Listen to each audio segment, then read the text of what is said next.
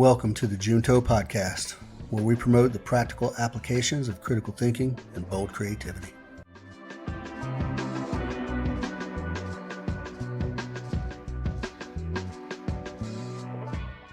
Hello, America. Thanks for listening. I am your host, Edgar Mills, and this is Episode 1, Paltering, Lies Within the Truth. All right, folks. So for this episode, I'm going to talk about a topic that a friend of mine, a good friend of mine, shared with me that he thought he would like to hear about, or at least hear my thoughts on it.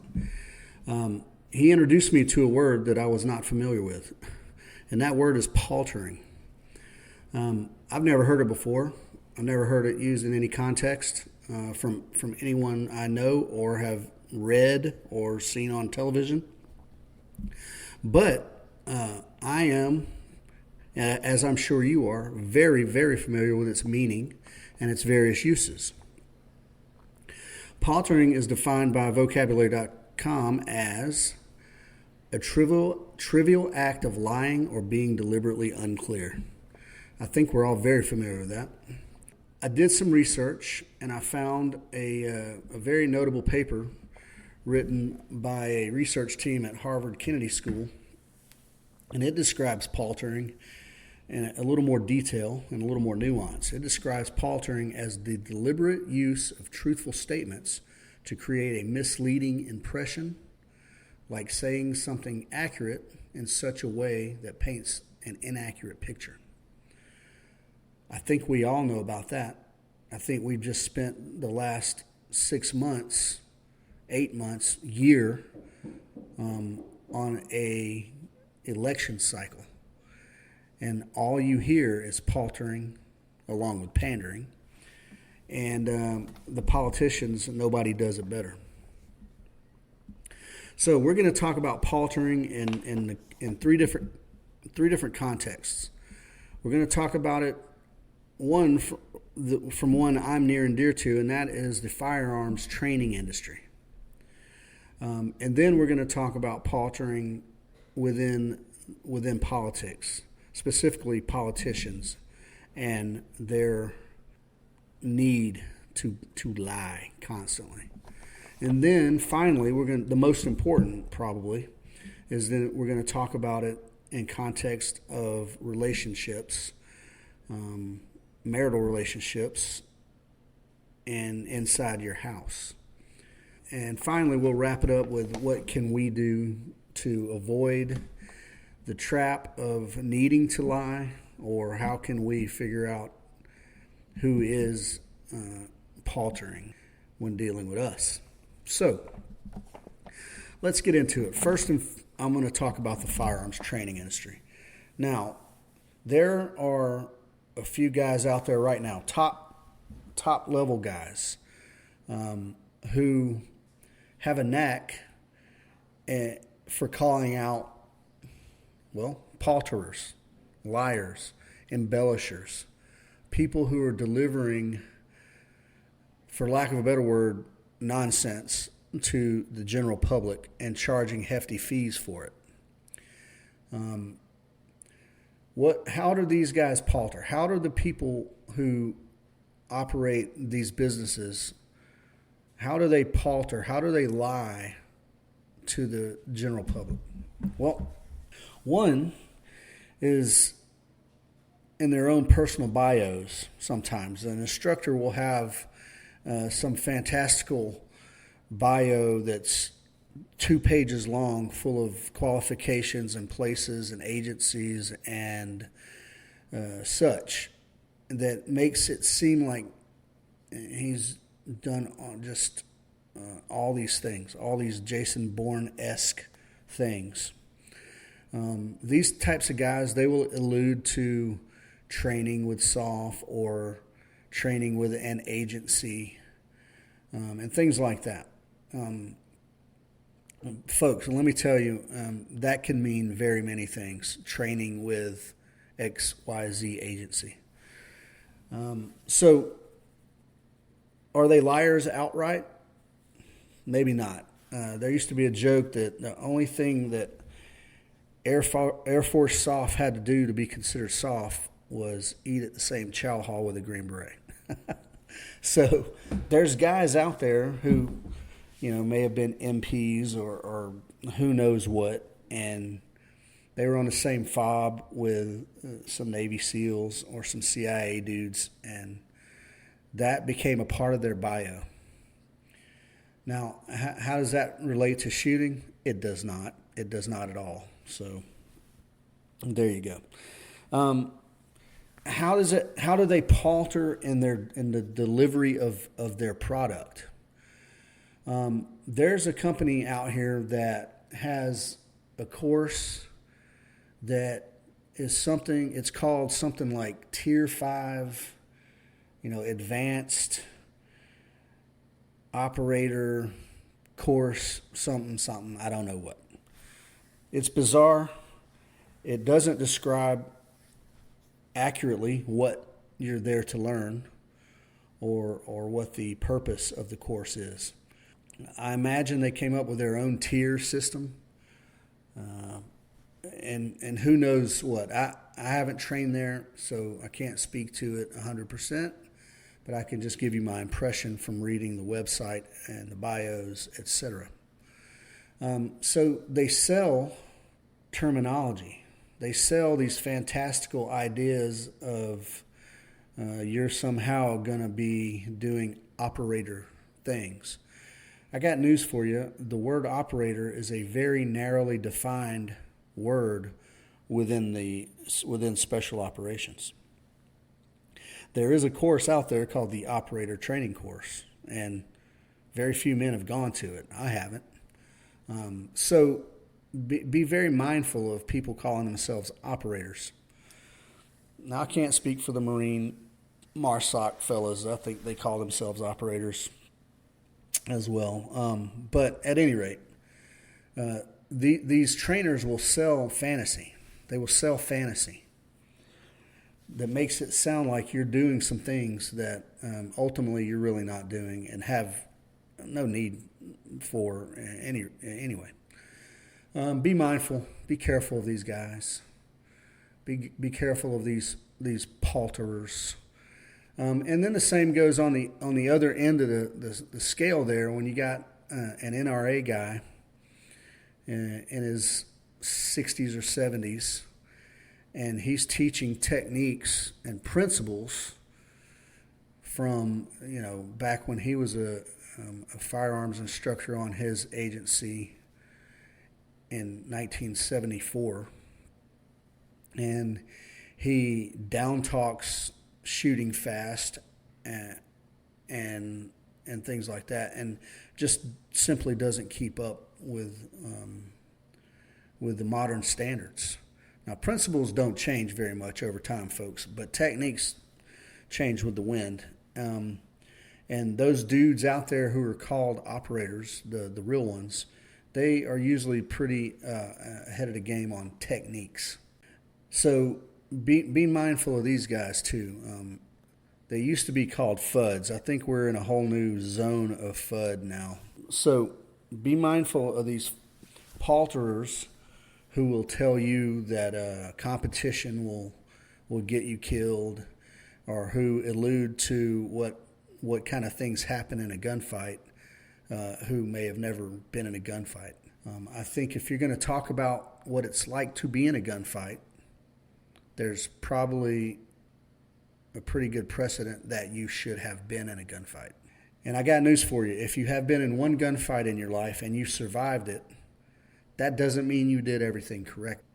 So be mindful of that, guys and gals. Be mindful of people who are vague or elusive in their own personal stories and bios. And then specifically guys who won't perform in front of you, guys who don't demonstrate their drills and things like that. The firearms training business is full of palterers. All right, that's enough of that, guy. That's enough of that. Let's move on. We've just come out of a painful election cycle, folks. The campaigning was going on for a good solid year or more. Now, I'm not going to speak to the qualities or lack of for any of these politicians. But what I'm going to say is this: they all have one thing in common, and that they are professional palterers. A politician will tell you what you want to hear, no matter what.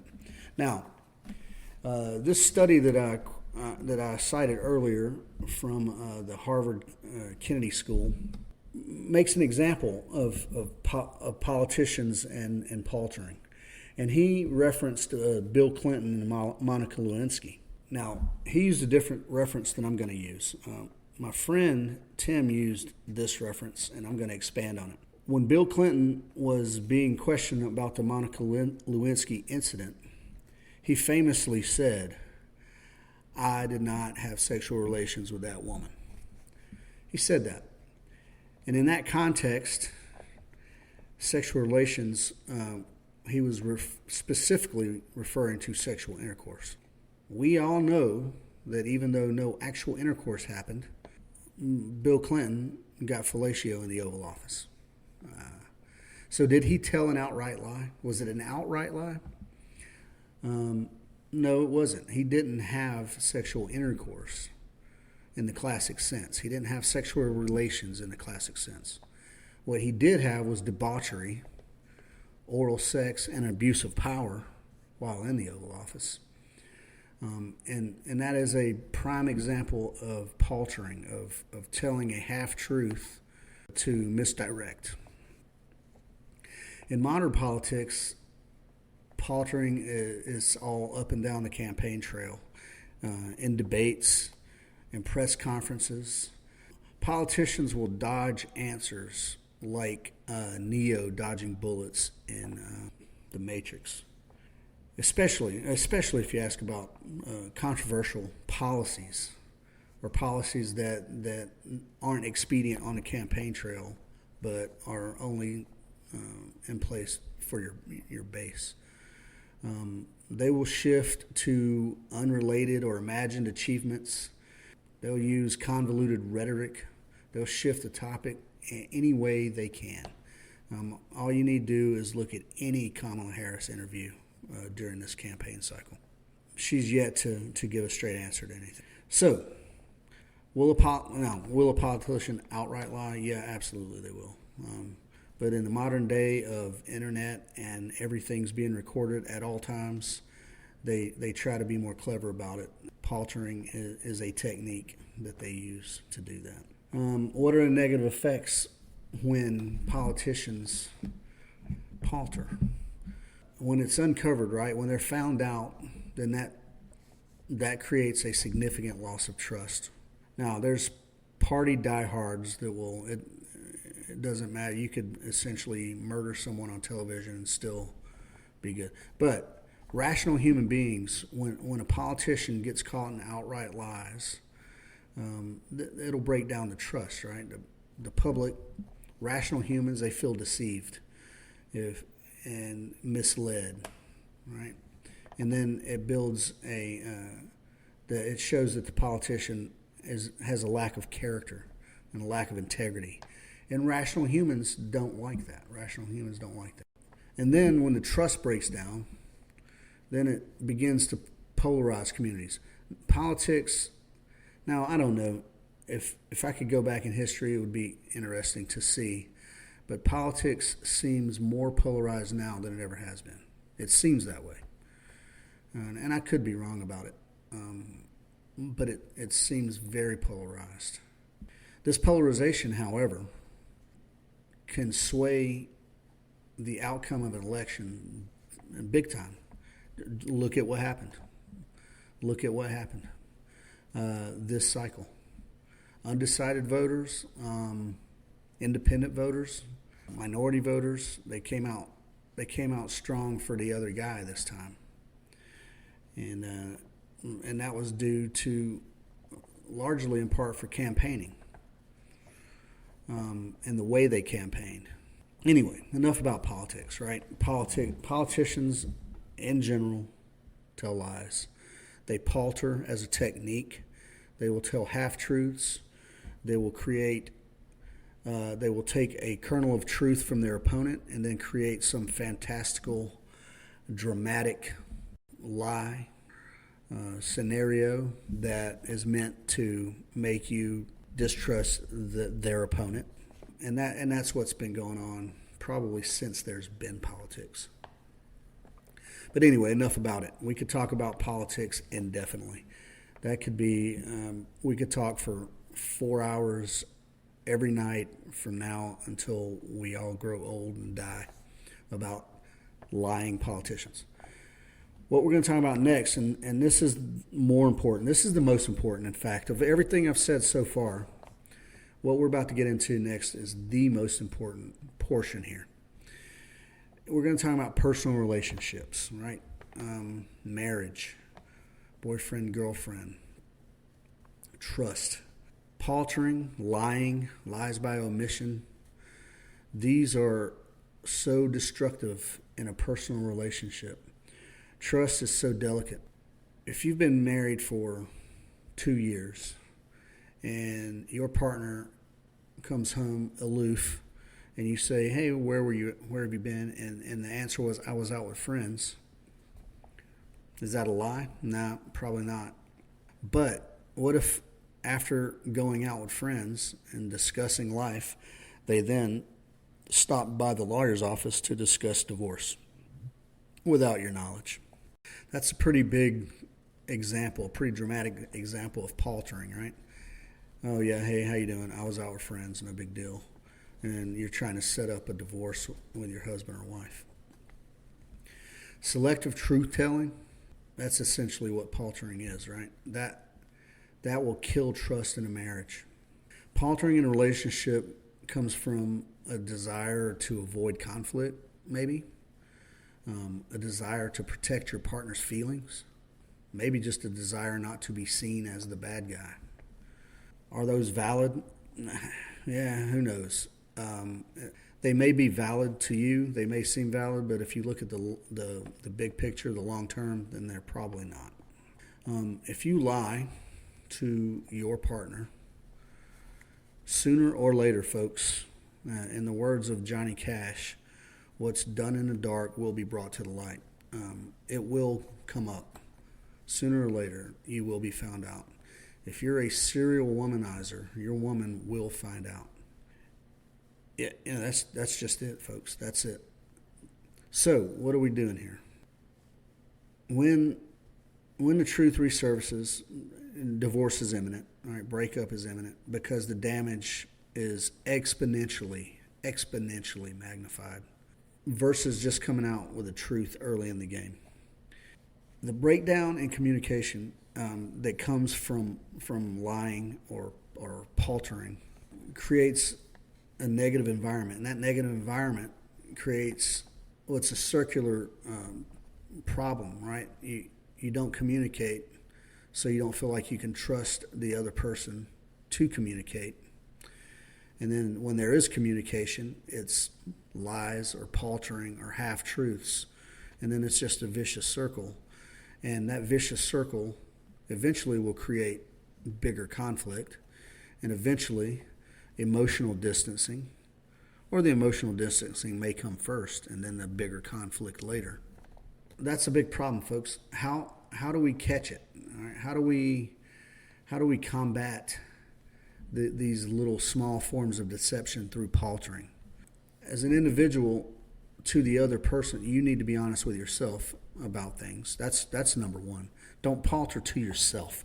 Don't lie to yourself about what you want and what your desires are versus what you're capable of, or what your priorities are. That's more importantly, is what your priority. And then if your spouse is your priority, folks, then it's critical that we learn to I'm going to say this a couple of times here. Learn to listen carefully and pay attention. Learn to listen carefully and pay attention. Don't just listen to respond. I had a horrible problem with this. I still have a problem with this. It's work for me to fight through this. I always have an answer for everything, and I'm already ready to launch my response before I ever even hear the full sentence. That's bad, and something I'm working on in myself, but it's very easy to be that way, especially when you think you know everything. Listen carefully and pay attention. Now, don't just pay attention to what's said, folks. If your spouse or partner is a palterer, it's important that you pay attention to what is not said as well. There's volumes in what is not said.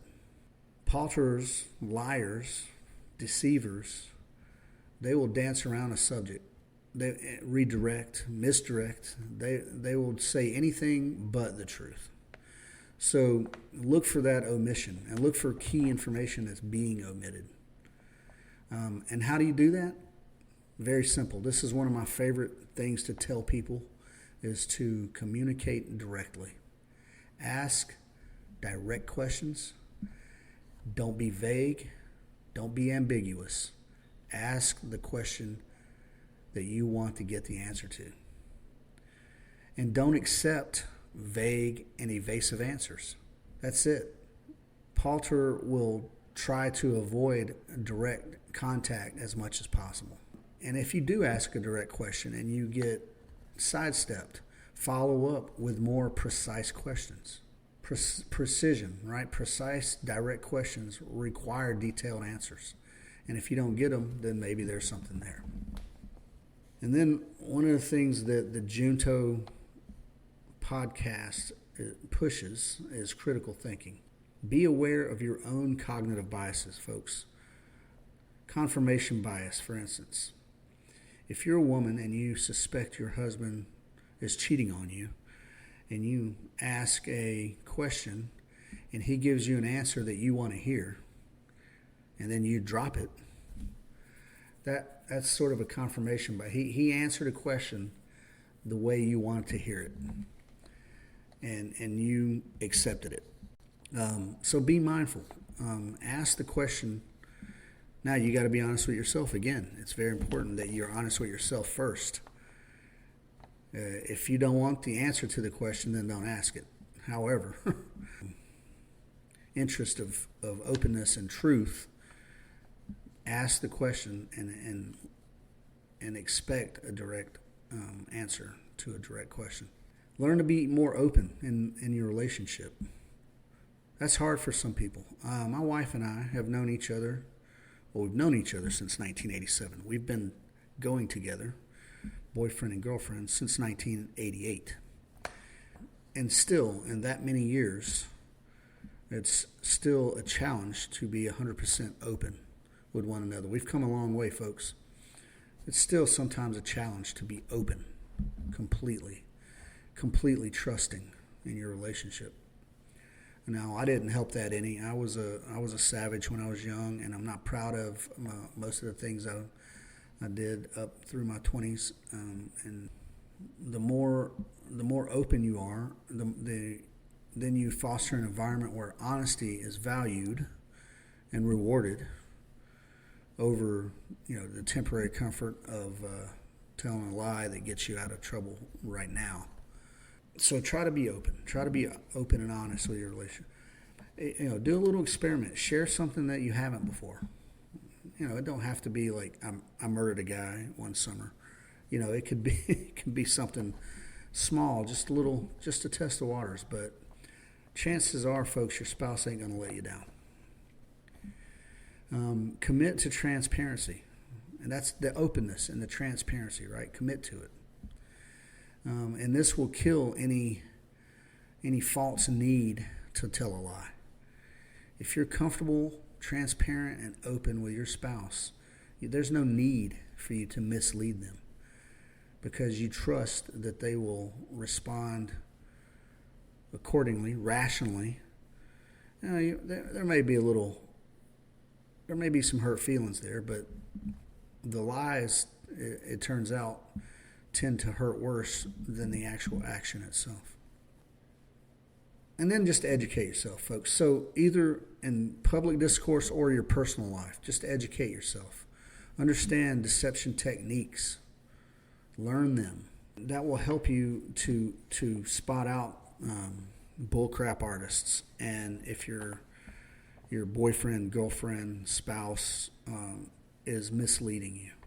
Paltering is just a technique. It's just a form of lying, but it's pervasive. It's a common form of lying, and it affects the political arena. It affects your personal life. It could even affect your professional life. If you're not 100% honest with your employees or your colleagues or your boss. The negative impacts are profound, folks, because they erode trust. And trust is about the most important thing out there, one of the most important things. So tune up your own personal awareness of deception and techniques to deceive. Tune up your critical thinking so that you can better navigate through the sea of liars. And whether you're holding politicians accountable or just nurturing honest communication in your own personal life and in your own house, the right answer, the antidote for paltering, I think, is direct communication and commitment, obviously, to the truth, even if it's uncomfortable. Direct communication and commitment to the truth, even when it's uncomfortable. So, I'm going to leave you with two quotes, and they're kind of different. They're kind of either end of the spectrum when it comes to lying. One is Mark Twain. Mark Twain said, "If you tell the truth, you don't have to remember anything." And that's a little playful. It's a little simplistic, but it's 100% true, folks. It's 100% true. And then the other end of that perspective, I think it's credited to Carl Sagan. And he said, "That which can be killed by the truth should be." Now, folks, I'm not advocating you go out and kill anyone. However, if the truth can bring it down, then it needs to come down. That's it, and that's all. That's pretty point blank. Think about these things, folks. Don't be a palterer. Think about your priorities. Prioritize honesty. Prioritize direct communication. I'm Edgar Mills. This has been episode 1 of the Junto podcast. I appreciate you guys listening. Please follow. Please share. Please like. Please comment.